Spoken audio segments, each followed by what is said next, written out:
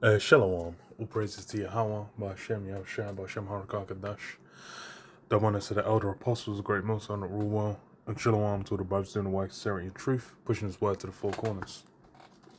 Um, found this article and it's interesting because you've had like in really increase the discussion about it since the pandemic, since the lockdown, because that's really when people started engaging with technology a lot more than before, because obviously everyone was stuck indoors. Everyone would be on their phone all the time, watching Netflix, doing whatever, and that's something that the negative impacts of just being, jacked into technology all the time started showing up far more and more. So you got this study finds article that says this one change to your phone can reverse age-related cognitive issues for 10 years. And really it's about with your phone. It says keeping your phone's internet off could boost your well-being, focus, sleep, productivity, impulsivity, and more. So with what do you call it? With you having your phone on, sorry, your phone's internet on, it's all these things are being impacted, and it's wise because you have with like mobile phone technology, especially the ability to constantly have someone get in touch with you, one through like text messaging, instant messaging, whatever, any kind of instant messaging program, and then always being able to get news updates, social media updates, all these different things. It basically has an impact on your mind, and that's why it's funny because they do. I remember there was a study done with. I remember the one that was on teenagers, which I think it was between like high school age, so fifth, or maybe it was middle school age, like 12 to 15, or it was around like the 13 to 16 kind of age range, where for summer camps they'll take their phones away, and like it was noticeable the impact it would have on their mindset whilst they were there, because they'll be there for like 2 months over summer for like summer camp, and then they'll take the phones away, and they're saying like, yeah, it was like good impact on their mental to kind of do it, and then some of them like reduce their phone usage over time. But then it's a thing as well, it's like once you kind of go home and you're back in regular life, it goes back into it, because a big part of using like a smartphone and whatnot is because it's like, even you get a job nowadays, if you don't have a smartphone, there'll be programs, all kinds of things that you need to do with like even related to the job, where if you don't have a smartphone, you don't have WhatsApp, you don't have Slack, especially what is it, Microsoft Teams, what's that one, Zoom and whatnot, these different technology, if you don't have them, you can't even do your job if you ain't got Office 365 and whatnot. So you need to be jacked into these technologies to even function within society. But then, in doing so, these negative benefits come, because it says, in a nutshell, blocking mobile internet. Actually, let me just get to the point.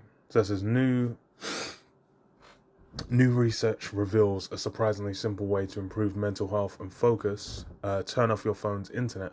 A month-long study found that blocking mobile internet access for just 2 weeks led to a measurable improvement in well-being, mental health, and attention, comparable to the effects of cognitive behavioral therapy and reductions in age-related cognitive decline.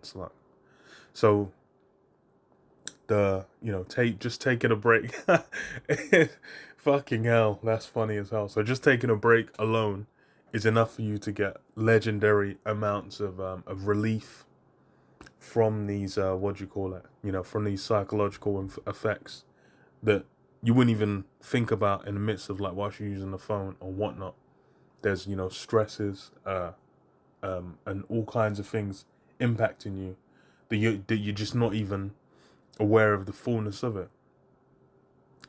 Because there's what researchers from the multiple universities across the US and Canada work with 467 iPhone users, average age 32, to test how removing constant internet access would affect their daily lives. Instead of asking people to give up their phones completely, the study took a more practical approach. Participants installed an app that blocked mobile internet while still allowing calls and texts. So yeah, because of how the nature of how the world is, it's like to get in contact. Like I remember you used to have landlines, and that's even why you would have fucking like phone booths outside. Like you have the whole the tourist thing in the UK here, where you have the big red phone booths that everyone comes in to take a picture where they go and they pick up the phone booth, and that phone booth's grim. You know, some homeless youth was in there taking a dump and pissing all over it.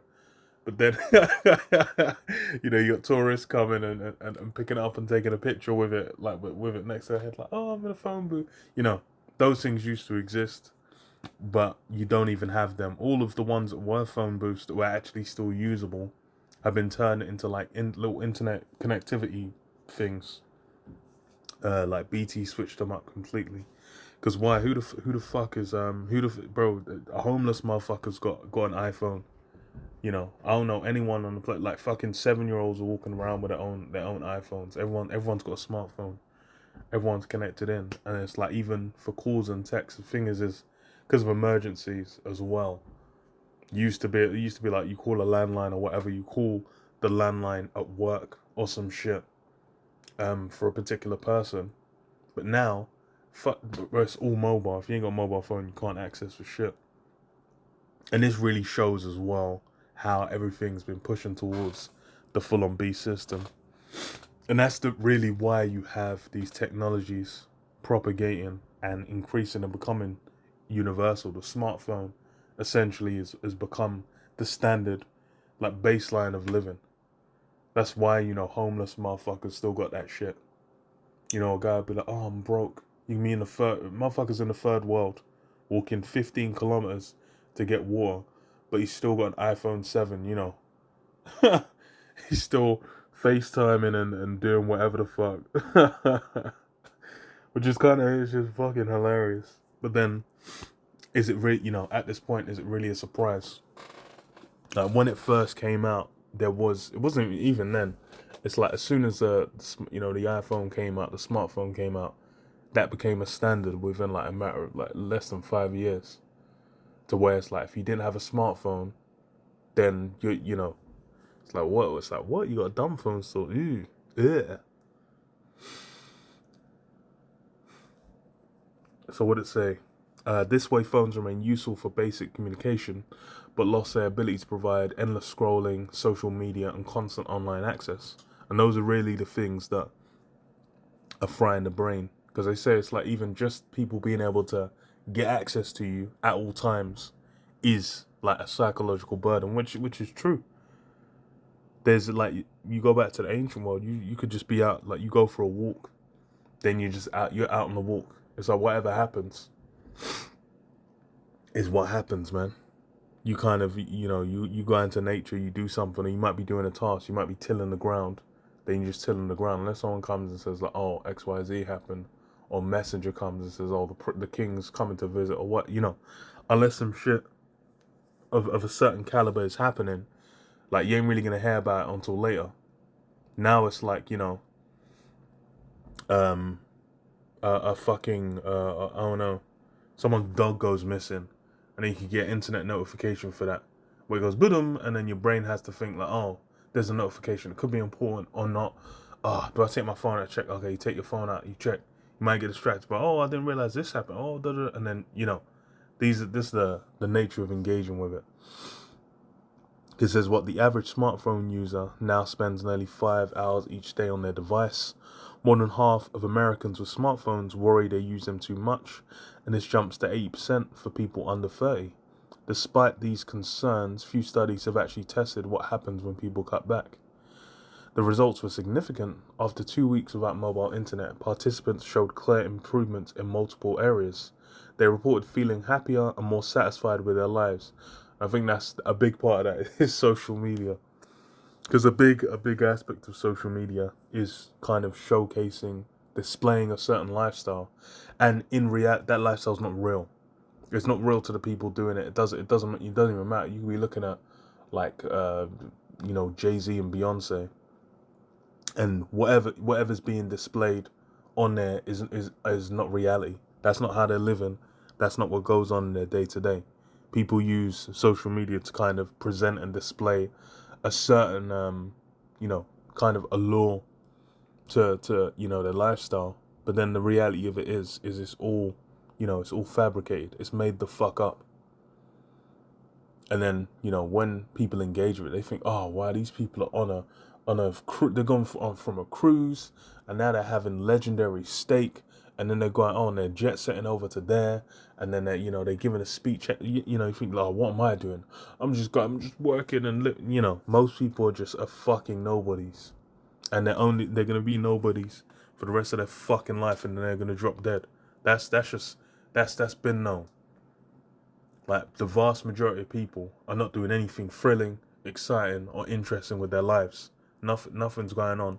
But then, because social media kind of makes people aware of what's going on, that then just fries people's awarenesses, and this really lets people get drawn into the what do you call it, the image of the beast, because a big aspect of that is what the monetary angle, the lifestyle that it seems to afford you dealing with the beast. And that's a big part of what people desire to do. They want to they'll see, like, oh wow, okay, you're dealing with the beast, you get XYZ. Like, damn, I want to have some of that. I want to have a lifestyle akin to this. And they think that there's something there, but the reality is it's like the OnlyFans thing. That was like in 2020. That was in 2020 as well. A lot of this shit shifted. It's like the shift after 2020, especially with technology, was big. Because even with that, the push with OnlyFans was you can just be like a single mom in the hood, and then you just post a few pictures of your titties, and you're making $3 million a month. And then you're gonna get out of poverty. You're gonna pay off all your debt, and you're gonna start living the American dream. That's really the draw they have. But then, even with the few people that make it, they always have like the top 0.001% of OnlyFans. Because why? You got hundreds of millions of bitches out there, putting their skin and their pumps out, and putting their titties out online, thinking about becoming millionaires. And I think they said the average that people make is like $150 a month, which you're doing all that, for $150. Then you think, nah, this ain't worth it. But now you're like, your goods are all over the internet for the rest of the time. And then you got kids growing up where they're getting bullied because man are saying, "Oh, it's your mum's only fat." Bro, that's hell on earth, bro. You go into school, and then you're there just thinking about, okay, algebra. And the man just like, "Oh, look, this your mum's pumps." It's just like, bro, it's destroyed, bro. It's completely destroyed. This is But these are like the kind of impacts downstream of how of social media, of technology, of these different things. And they're saying, oh, these these studies haven't been shown. A lot of these things were researched in when it was less fully developed as it is now. Like, especially you go back to the 60s, the 70s, there was a lot of these psychological studies on the impacts of certain kinds of behaviors. So those things are applicable to how, when you get a smartphone, it's really, a lot of these things are just turned up to 11. And then even more is a lot of these things impacting them on children. It's just basically they have no form of defense or a perspective of these things. Because it's like peer pressure, where if everyone else is doing it and you're like 13 and you're like, wow, you feel like you're missing out. You're gonna be at school all day, at school for like 7 hours a day, 5 days a week, and then everyone else is engaging with some shit, and then even if they're not, it feels like everyone else is engaged and you're not. You're gonna feel left out. So a lot of these impacts, and the thing is as well, is you can measure the effects downstream. It's like, why are we getting all these mental health issues? Why is it that like school shootings and whatnot are increasing in the States? You know, why is it you're having a lot of dysfunction kind of just going out into the world? And even if a lot of that research will be done by think tanks, and then for think tanks, they might not release it into the public. That might be something where they do research, and that's whoever's funding them, the companies that are funding them, are the guys that get their hands on it. It'll be NDA'd, so you can't even go out because they're like, okay, we can utilize this. This is how we monetize. And it's like that's what the issue with TikTok was. The TikTok algorithm and how TikTok impacts like the youth and its influence and culture in the West. It basically came over. It became the ultimate social media, and it's based in China, and it's backed by the Chinese government, and they have that influence over it. That's the big issue of why TikTok, you know, the TikTok ban in America was going to go through, but then even Trump flipped it. But then they're still trying to get the sale to the US, because why? That algorithm is like crack. It's like a, you know, a gold mine essentially. With that algorithm, they've basically got, that's the current mental state of like a huge swathe of like the youth right now. That algorithm, and these are the thoughts and the uses of these different technologies as well. Because as far as even with the TikTok ban, there was a video watching that reminded me everyone was switching over to other, you know, TikTok adjacent programs that all had a lot of pro China sentiment within them. And then people are like, oh, you know, China's so bad, not so bad, blah, blah, blah. I didn't know you could do these things in China. So it was having a positive impact for China. It really showed. And I think that's probably more of why they were like, okay, keep TikTok, because that one's more understood and measurable than going to complete other platforms where there's not it's easier way to kind of be aware of you know, how they're managing that. And they've already began the relationship with TikTok. That's the one that's the top. They set something else up, then they would have to, you know, push it all through again. You know, through to get a ban on whatever that other app is. So it says what, and then mental health improvement effect size that was greater than what is typically seen with antidepressant medications in clinical trials. They also performed better on attention tests, showing improvements comparable to reversing 10 years of age-related cognitive decline. So yeah, it's like going from the age of 40 to 50. The way your brain slows down, you know, that got reversed off turning the internet off for 2 weeks.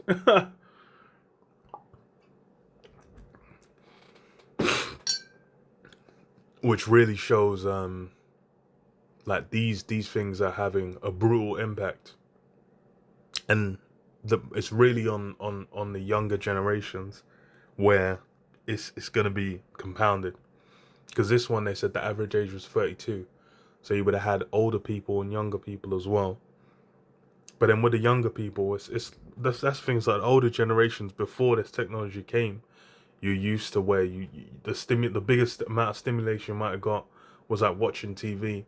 Then it's like if you want to, if it's, you know, especially when you're young, it's like you gotta watch TV. There'll be a TV in the front room. Then you go to bed. The most you could have done is like read a book, or like do some drawing or something to that effect. You know, entertain yourself. But now it's like, because you got the smartphone, you can be, you know, you can be on YouTube endlessly. You can be on social. You can be on Instagram Reels. You can be on TikTok. You can be on you know, whatever, and endlessly stimulated. And that's where you have like all these kids getting ADHD, all of a sudden attention deficit hyperactivity disorder, which, you know, it might be like one kid in like a whole fucking school before. I remember it was like those kinds of things. It would be like one or two kids when I was in school. It was like one or two kids out of like maybe 300-400. But now that shit is way more common, which is either overdiagnosed or it's you know, some form of behavior. It's you know, there's more to it than just, oh, it's increased, because part of it is Like, what even is that behavior? And then it's also, how is school even engaged with, for people to especially for young boys to be engaged in school. That was remember there was a few podcasts that I listened to going into it, where it was essentially like masculine behaviors were penalized by school. But with the impacts of like social media, you're then gonna like increase the negatives of that behavior, that mindset. Because if you're just completely overstimulated in general, then you're gonna need more stimulation anyway, just to engage with things on a certain level. So it says, to measure attention, participants completed a computer task that tested their ability to stay focused over time. The improvements are meaningful, similar in size to the difference between an average adult and someone with mild attention difficulties. This suggested the constant mobile internet access may impair our natural ability to focus. The study design was particularly strong because it included a swap halfway through. After the first 2 weeks, the group switched roles. People who had blocked mobile internet got access back, while the other group had to block their internet. This strengthened the evidence that the improvements were caused by the reduced internet access rather than other factors.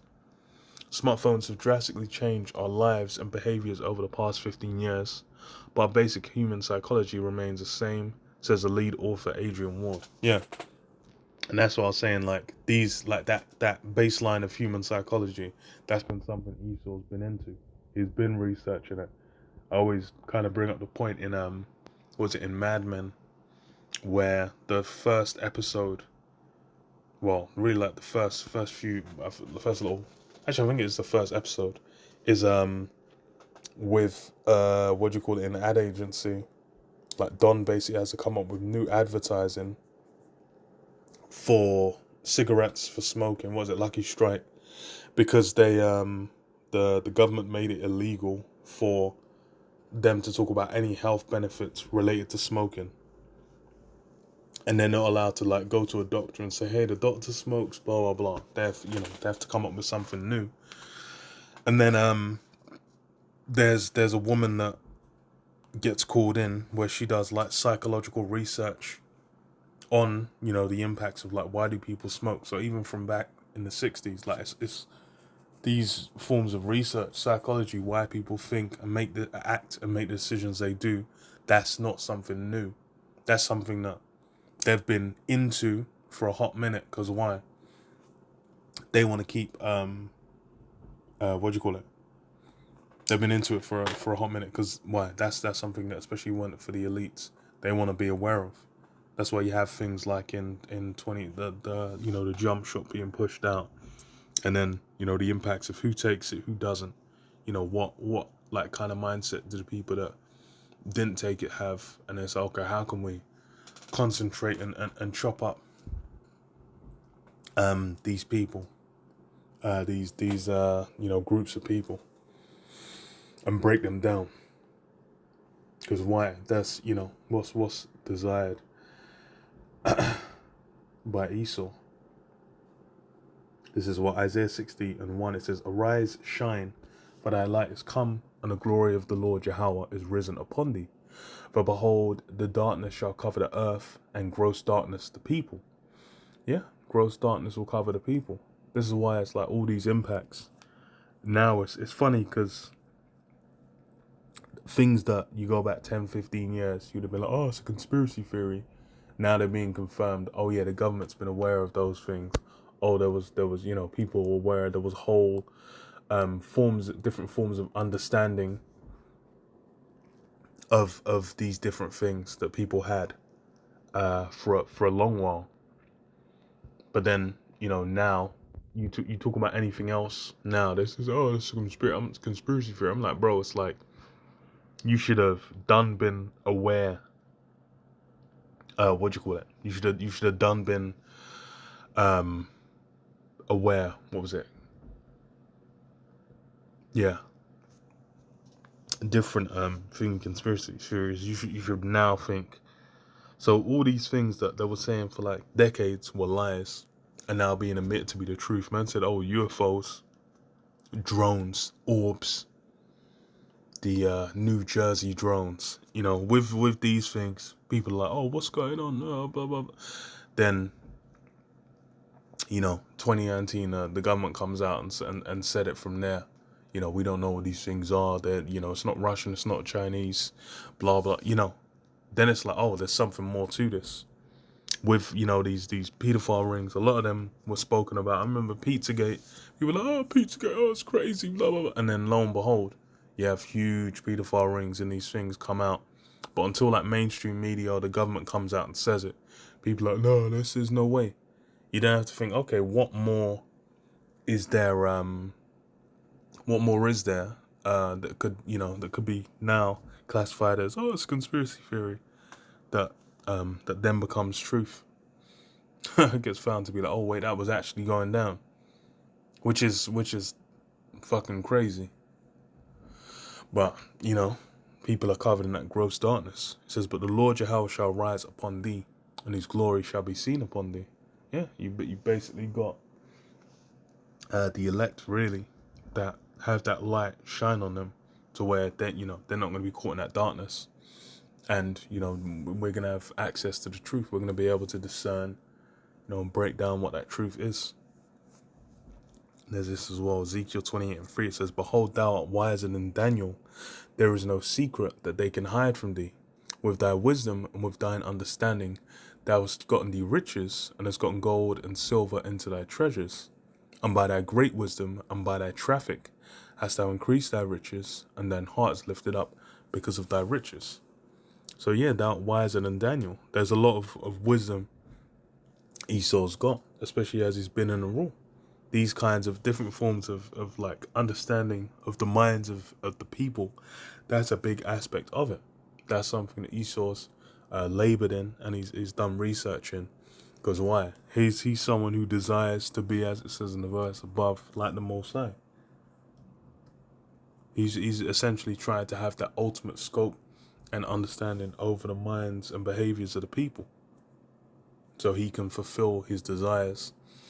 And that's what you have, he's trying to put together that CHIP, things like Neuralink.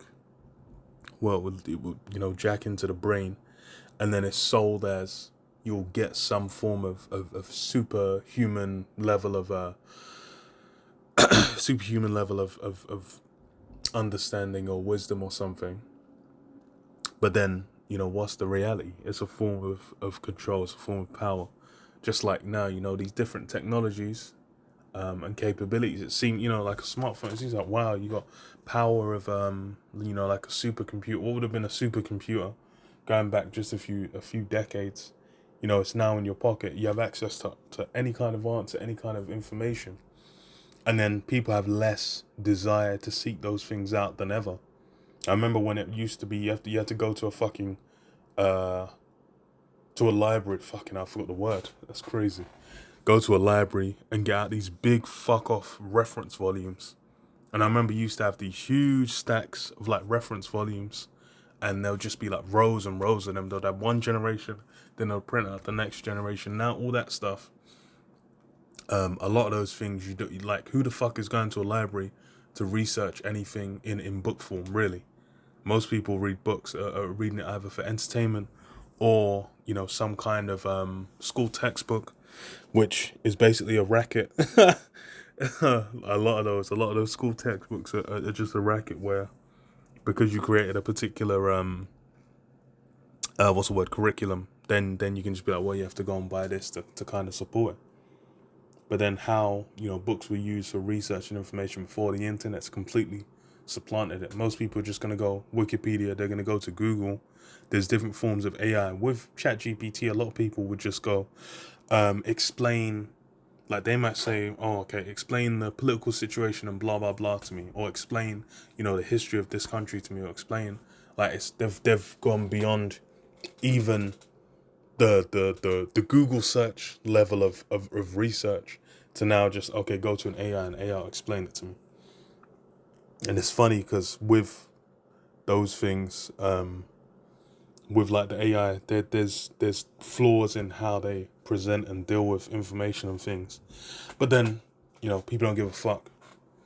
because the convenience of it. But and the monetary aspect as well feeds into why Esau presents and develops these things as he does, because it keeps what in the minds of the people, them kind of focused on what's it called, you know, desire, that capitalistic desire for money. They think that potential's there. That's part of the image of the beast that keeps them invested in the system, because they want to cash out. That's why even around the world you're gonna have people lamenting when America falls, because why? They're thinking like, yo, I was meant to get my cash out. I'm still trying to make money. I want to I want to slice. Isaiah 24:4, it says, the earth mourneth and fadeth away, the world languisheth and fadeth away. The haughty people of the earth do languish.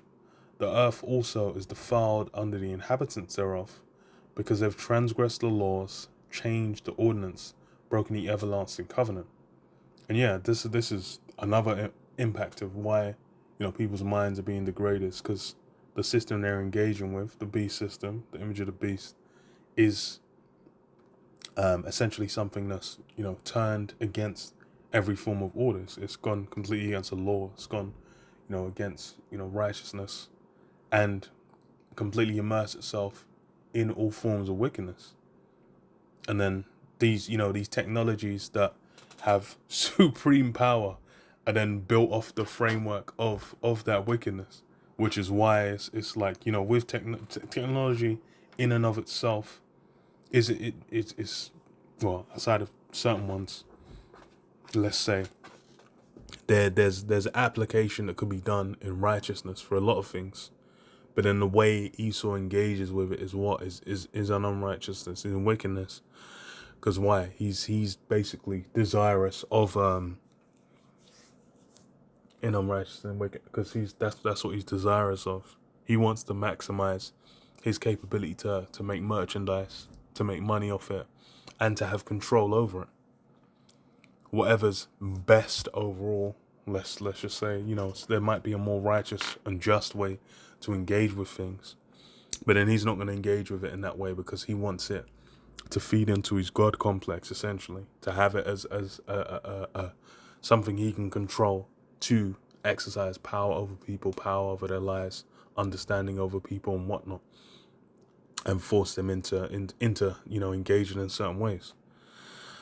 Broken the everlasting covenant. Therefore hath the curse devoured the earth, and they that dwell therein are desolate. Therefore the inhabitants of the earth are burned, and few men left. And yeah, it's all leading to what? That destruction. There's people now where they might be thinking, oh, I want to continue to engage and what do you call that? And stay invested within the system, to receive, to get as much out of it as I can, as is possible, because they think, well, I've earned this. I'm worthy of this. But then what's the reality of it is, fucking hell. It's a snare, it's a trap. Though hand join in hand, the wicked shall not go altogether unpunished. That man that you're thinking is, oh, you're invested in his future because you think yours lies with it. That's an L.